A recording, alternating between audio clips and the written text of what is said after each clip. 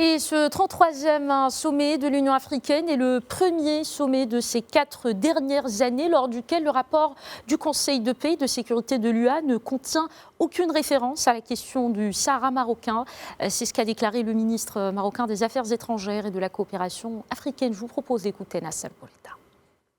C'est un constat d'une réalité que le dossier est depuis 1988 entre les mains des Nations Unies jusqu'à aujourd'hui. Ce qu'il y avait, c'est que pendant l'absence du Maroc de l'Union africaine, il y avait une instrumentalisation de l'organisation, de ces organes, de ces rapports pour présenter des versions erronées, pour avancer des thèses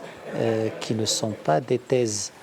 agréées par la communauté internationale et les présenter comme soi-disant une position africaine. Depuis le retour du Maroc à l'Union africaine, il y a eu une prise de conscience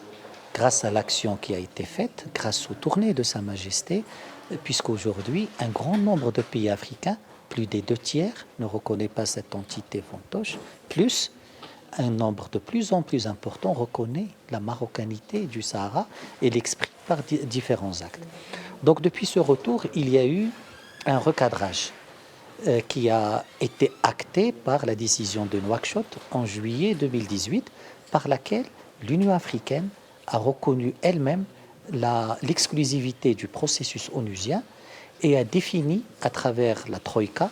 un rôle d'appui, de soutien de l'Union africaine à cette action, à ce processus mené par les Nations Unies.